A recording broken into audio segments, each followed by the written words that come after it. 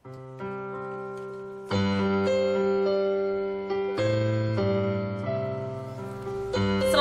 hari Minggu Bapak Ibu Saudara dimanapun berada. Baik Bapak Ibu pendengar Radio Mitra FM Purworejo maupun segenap pemirsa YouTube di channel GKJ Purworejo. Saudara-saudaraku, kita memasuki Minggu Paskah kedua pada hari ini. Kita akan merenungkan firman Tuhan berdasarkan kesaksian Injil Yohanes 20 ayat 29 sampai 31 dalam tema iman yang sejati. Juga telah hadir bersama kita pada saat ini Bapak Pendeta Lukas Eko Sukoco MTH dari GKJ Purworejo. Tetapi sebelum kita mendengarkan firman Tuhan, kita merenungkan firman Tuhan, kita akan mendengarkan pujian dari Bapak Yosafat.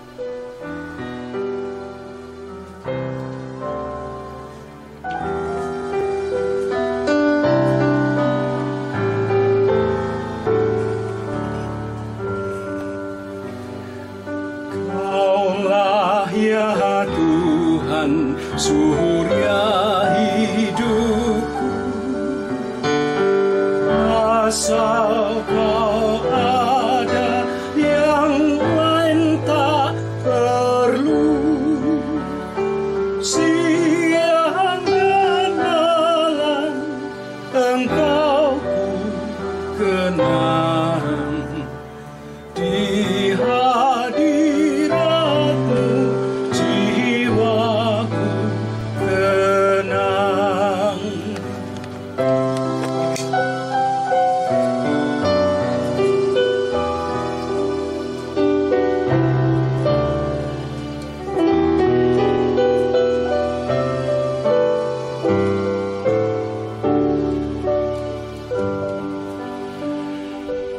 Kaulah bagiku tempat berteduh,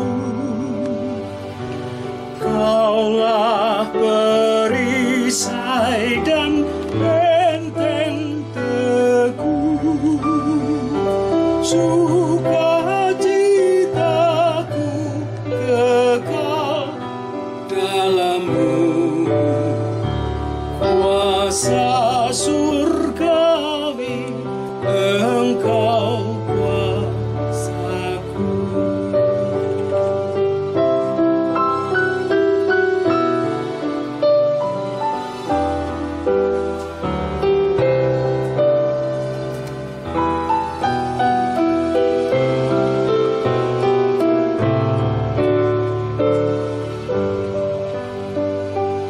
Bila saatnya kelak ku menang, terimalah daku di surga cerlang.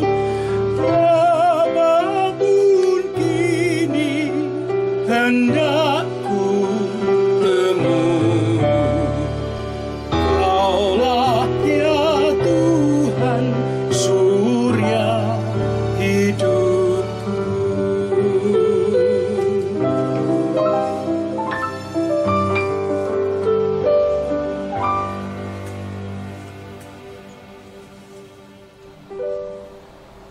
Selamat Paskah Pak Pendeta. Selamat Paskah, Sugeng Riyadi Paskah, Kalehewu Kalidoso. Salam seramat dan tentu rahayu. Amin. Kasih karunia dan damai sejahtera dari Tuhan Yesus Kristus menyertai kita semua. Dan menyertai Bapak Pendeta juga. Terima kasih. Pak Pendeta, Ya, saya mau tanya tentang kadang orang kurang paham dengan atau mungkin tidak mengerti makna Paskah. Sebetulnya apa sih makna Paskah itu? Paskah itu kebangkitan. Jadi kadang-kadang baru hari Jumat itu orang sudah mengatakan selamat Paskah. Itu salah kaprah. Karena kan ada pekan suci ya namanya ya. Pekan suci itu mulai dari Minggu Palmarum, Minggu Palem, itu terus sampai Kamis Putih. Kamis Putih itu untuk menghayati perjamuan malam. Nah, dari situ menjadi tradisi sakramen perjamuan kudus. Nah, Yesus kan kemudian ditangkap. Hari Jumatnya itu penyaliban dan wafat. Maka hari Jumat itu disebut hari Jumat Adi atau Jumat Agung. Sabtunya Sabtu Sunyi, baru minggunya Paskah. Jadi Paskah itu adalah kebangkitan Yesus Kristus atau Isa al-Masih. Begitu. Oke. Oh, berarti jadi sudah melalui dari Kamis Putih, dari Sabtu, ya, dari Jumat dulu ya Pak. Jumat, terus Sabtu dan Minggu Paskah. Oke. Lalu Pak Pendeta, tentang tema kita saat ini, yaitu iman yang sejati. Iman yang sejati. Ya, yang berdasarkan dari Yohanes 20 tadi. Ya. 20 ayat 29 sampai 31. Saya bacakan ya. J, monggo. Ini Yohanes 20, 29 sampai 31. Kata Yesus kepadanya, "Karena engkau telah melihat aku, maka engkau percaya. Berbahagialah mereka yang tidak melihat namun percaya." Memang masih banyak tanda lain yang dibuat Yesus di depan mata murid-muridnya yang tidak tercatat dalam kitab ini. Tetapi semua yang tercantum di sini telah dicatat, supaya kamu percaya bahwa Yesuslah Mesias, Anak Allah, dan supaya kamu oleh imanmu memperoleh hidup dalam namanya. Demikianlah sabda Tuhan. Syukur pada Allah. J, Pak Pendeta, terima kasih atas bacaan firman Tuhan saat ini. Lalu berdasarkan kesaksian kitab Injil Yohanes tadi, saya mencatat ada dua yang menarik. Satu, ada bukti baru beriman. Ada bukti baru baru beriman, ya betul. Contohnya ya. seperti Thomas atau Didimus. Ya. Terus yang kedua, iman baru menerima bukti seperti yang dikehendaki oleh Yohanes 20 ayat 30 sampai 31. Bagaimana pendapat Pak Pendeta tentang hal ini? Ya, jadi itu kesimpulan yang benar ya. Memang ada dua hal yang dimuat di sini. Bukti baru iman. Ya. Tapi di ayat yang seterusnya itu justru iman dulu baru bukti. Kita mulai dengan Thomas. Thomas itu Didimus ya, itu memang punya karakter. Jadi ada orang yang memang punya karakter beda-beda. Ada orang yang tidak gampang percaya, bahkan sudah jelas pun dibukti nih, kwitansi nih gitu. Ada yang begitu. Sampai dia yakin ini asli pura iki gitu. Tanda tangannya bener ndak? Gitu tuh. Ada orang yang memang nggak gampang percaya, tapi ada juga orang yang terlalu mudah percaya. Begitu ada berita nggak diteliti, langsung di-share di FB, di WA, Instagram, lalu diceritakan kemana-mana. Padahal itu cuma hoax. Nah, misalnya gitu. Nah, Thomas itu dia nggak percaya kalau nggak lihat gitu. Dia bukan model orang yang gampang percaya. Rasul Thomas tidak seperti itu loh Pak Pendeta. Iya, dia memang pokoknya enggak. Sampai dikatakan di sini, begitu dia diberitahu bahwa Yesus bangkit, itu bahkan rasul-rasul yang lain beritahu, bahkan Petrus juga memberitahu, dia mengatakan enggak percaya. Kalau mataku belum melihat, kalau jariku belum ku raba itu bekas luka, gitu. Bahkan dikatakan aku sekali-kali tidak percaya. Itu sampai kemudian ada cerita seminggu kemudian. Saya merenungkan, kenapa seminggu kemudian ya? Ya mungkin Tuhan memberi kesempatan Thomas untuk merenungkan keraguan-keraguannya itu. Nggak percaya pada saudara-saudaranya. Bahkan dia juga baca Alkitab, bahwa Yesus harus bangkit pada hari ketiga. Nggak percaya. Nek, aku belum melihat. Seminggu dibiarkan. Baru kemudian ada pertemuan seminggu itu, ada kumpul-kumpul, Thomas hadir. Kemudian Yesus berkata, kemari Thomas, inilah aku, rabalah, dan seterusnya. Dan Thomas kemudian jatuh dan dia percaya dan berkata, ya Tuhanku dan Allahku. Dia percaya setelah itu. Setelah seminggu kemudian ya? Ya, gitu. Oke. Nah Pak Pendeta, saya kok belum begitu jelas bagaimana orang yang tidak mudah percaya seperti Thomas, lalu tiba-tiba berubah menjadi percaya. Kata kuncinya adalah perjumpaan. Jadi berubah karena Thomas berjumpa dengan Yesus. Jadi kata kuncinya perjumpaan. Perjumpaan itu yang mengubah orang yang keras hati menjadi membuka, orang yang tidak percaya Yesus Mesias selalu yakin, dan seterusnya. Perjumpaan itu. Itu kuncinya. Ya. Oh ya, berarti karena mengalami perjumpaan dengan Tuhan Yesus, dia percaya. Ya. Tapi Pak, mengapa ada orang yang sudah lama mengikut Yesus, yang dari kecil, dari kandungan sudah, dari kandungan dia sudah menjadi orang Kristen, tetapi kenapa ya? Kok sudah setelah itu dia meninggalkan Tuhan? Itu bagaimana Pak Pendeta? Kuncinya sama. Jadi perjumpaan. Kalau orang tidak mengalami perjumpaan dengan Yesus, meskipun dia Kristen, bahkan dari kandungan ya, dari kecil gitu, dia remaja punya pergumulan, kok ya tidak merasa bahwa Yesus itu menolong dia. Ketika dia berumah tangga, ketika dia menghadapi kesulitan, ketika dia punya masalah, kok ya tidak merasa bahwa Tuhan itu menolongnya. Jadi dia tidak merasa, dia tidak mengalami perjumpaan. Ini di tengah seperti ini ya, ini ada badai wabah pandemi COVID-19 seperti ini. Apakah merasakan bahwa Tuhan itu masih menolong kita? Itu penting, perjumpaan. Ada cerita, ada orang yang dia hidupnya pas-pasan, begitu disuruh di rumah nggak boleh keluar, nggak ada pemasukan. Tetangganya itu datang nganter beras. Dia terima. Pak, terima kasih. Tapi begitu masuk, dia pegang itu beras dan dia berkata, Tuhan, terima kasih. Jadi dia mengalami perjumpaan. Di tengah kesulitan, dia merasakan, iki wong naik beras, kalau tidak dituntun Tuhan, nggak bisa. Gitu. Jadi itu kuncinya adalah perjumpaan. Maka jangan heran, ada orang dari kecil sudah mengikuti Yesus, tapi kemudian dia mundur gitu ya, mundur, dan akhirnya meninggalkan Tuhan. Kenapa bisa? Bisa karena dia tidak mengalami perjumpaan. Iya. Saya juga merasakan seperti COVID-19 ini.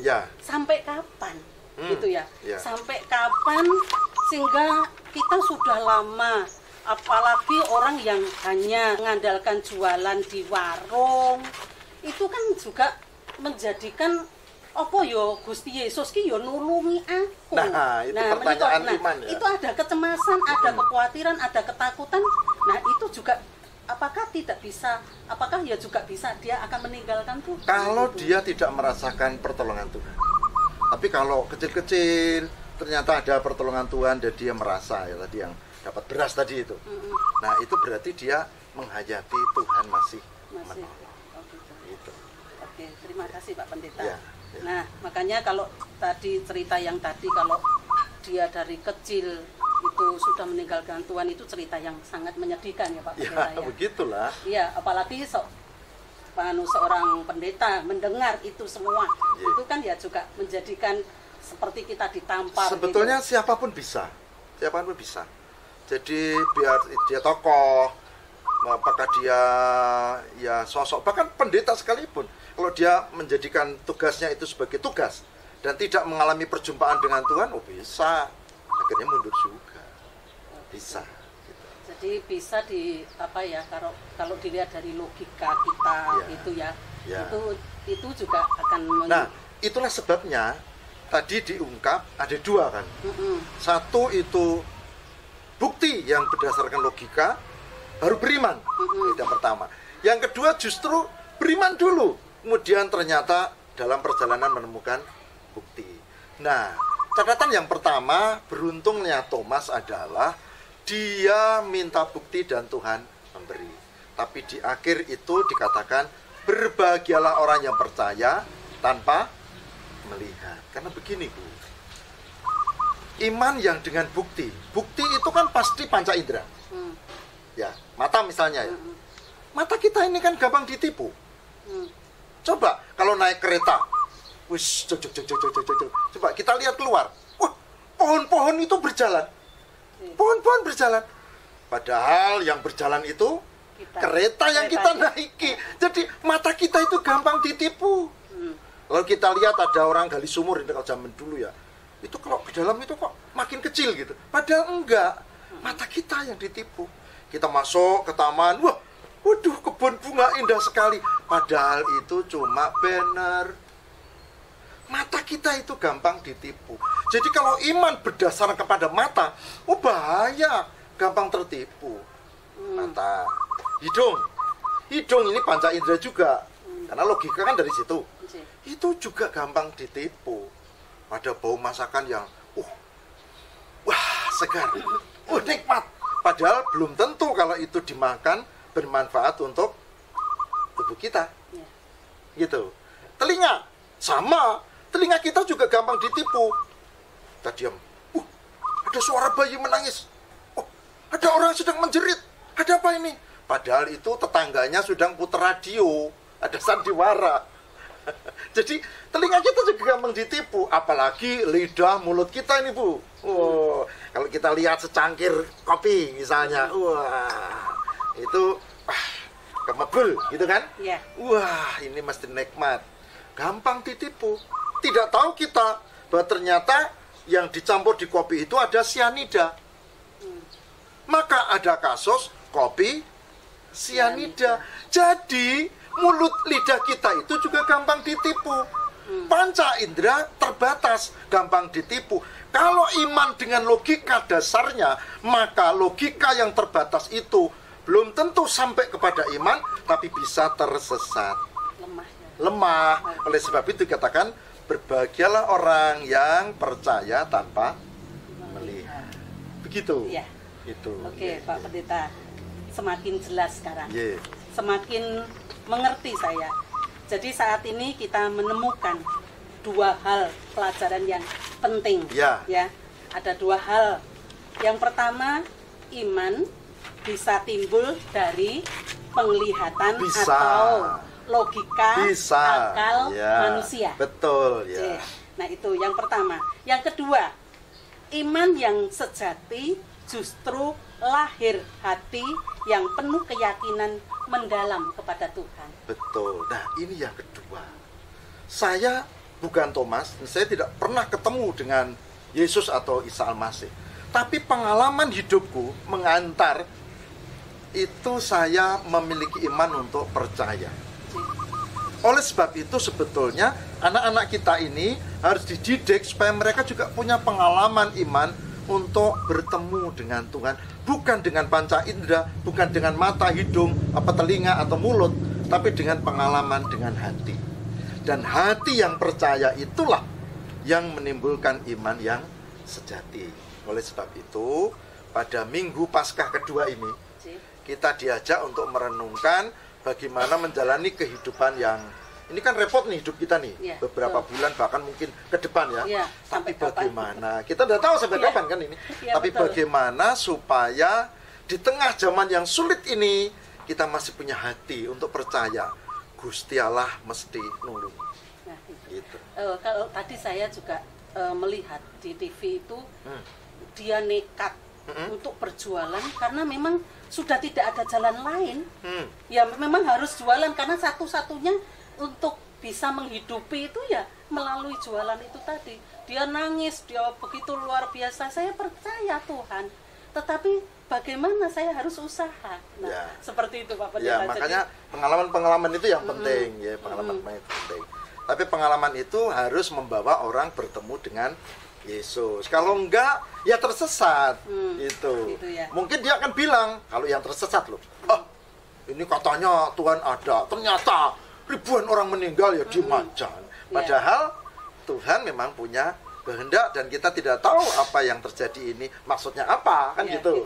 ya, gitu. Nah, itu. Makanya coba dibaca, Bu. Ya. Ini ada kesaksian yang penting dalam Ibrani 11. Ya. Ayat 1, 2 dan 3. Oke.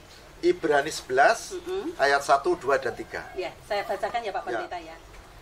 Ibrani 11 ayat 1 sampai 3. Iman adalah dasar dari segala sesuatu yang kita harapkan dan bukti dari segala sesuatu yang tidak kita lihat. Sebab oleh imanlah telah diberikan kesaksian kepada nenek moyang kita. Karena iman kita mengerti bahwa alam semesta telah dijadikan oleh firman Allah, sehingga apa yang kita lihat telah terjadi dari apa yang tidak dapat kita lihat. Amin. Ya, betul. Coba dibaca bagian awal. Iman adalah Dasar dari segala sesuatu yang kita harapkan dan bukti dari segala sesuatu yang tidak kita lihat. betul. Oleh sebab itu, juga Bapak Ibu semua yang di rumah, juga pendengar Radio Mitra, juga pemirsa di YouTube channel GKJ Purworejo. Hari ini kita belajar untuk memiliki iman yang sejati. Buktinya bukan dari akal, tapi dari pengalaman hidup yang bertemu dengan Yesus. Dan itu menjadi dasar seperti tadi Ibrani pasal 11 ayat 1 1 sampai 3. sampai 3. Dengan demikian, kita menjadi orang yang percaya meskipun kita harus menjalani hidup yang berat, sulit, yang seperti yang macam-macam. sekarang ini ya Pak Pendeta ya. Ya, gitu. Ya, saya semakin dikuatkan. Ya. Jadi iman ternyata itu yang akan menguatkan, yang akan mengkokohkan kita. Ya. Ternyata waktu kita sudah habis ya? Iya Pak Pendeta. Alangkah baiknya Ya, oke, Pak oke. Pendeta untuk menutup dengan doa dan mendoakan supaya Indonesia segera pulih, dan juga mungkin tidak hanya Indonesia tetapi seluruh dunia ya, supaya segera pulih dan kita akan kembali beraktivitas, kita akan kembali menjadi orang-orang yang yakin bahwa Tuhan senantiasa ada di dalam kehidupan kita. Baik, mari kita berdoa. Tuhan yang maha baik dan setia, yang tetap setia walau kami sering tidak setia, yang tetap mengasihi pun dikala kami miskin akan kasih. Hari ini kami memohon, berikanlah kami iman yang kuat, bukan dari logika sekedar itu, tapi berilah kami penghayatan dari dalam hati untuk meyakini bahwa Tuhan itu ada, Tuhan menolong di dalam Yesus, dan Tuhan menguatkan kami di tengah pergumulan yang berat. Kami prihatin dengan kondisi bangsa kami, tidak hanya Indonesia malah, tetapi juga bangsa-bangsa lain yang sedang mengalami wabah, bahkan pandemi COVID-19. Kami rindu jamahan tangan Tuhan. Berkatilah para dokter, para medis yang merawat. Berkatilah pasien-pasien supaya mereka memiliki pengharapan di dalam Tuhan. Berkati ilmuwan yang berjuang gigih untuk menemukan obat dari penyakit yang mengerikan ini. Dan kami percaya Tuhan menolong kami. Berkatilah khususnya Indonesia.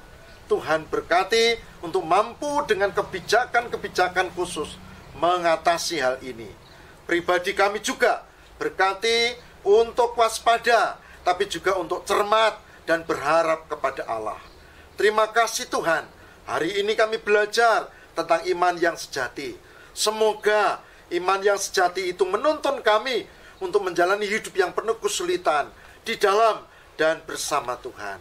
Inilah doa kami di dalam Yesus Kristus. Kami berserah di dalam nama Bapa dan Putra dan Roh Kudus. Amin. Amin. Terima kasih Pak Pendeta Lukas Eko Sukoco yang sudah membawakan firman Tuhan pada saat ini, supaya juga akan menguatkan kita semuanya. Ya, terima kasih Bu. Juga terima kasih untuk kita semuanya. Terima kasih juga untuk Radio Mitra FM, juga Bapak Yosafat yang sudah mempersembahkan pujian untuk kita semuanya. Dan juga kami mengucapkan terima kasih untuk kru multimedia GKJ Purworejo yang sudah kerja keras untuk kita semuanya. Semoga Tuhan memberkati kita.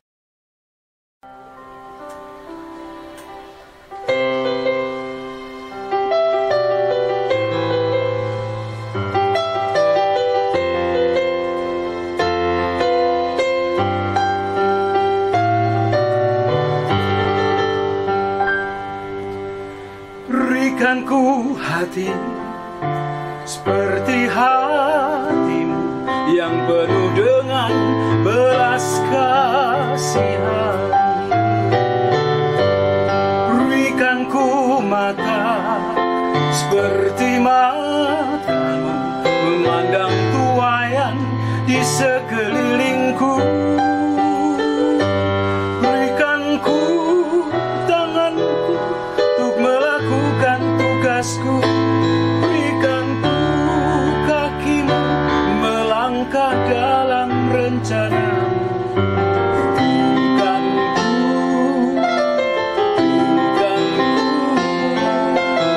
Berikan ku hatimu.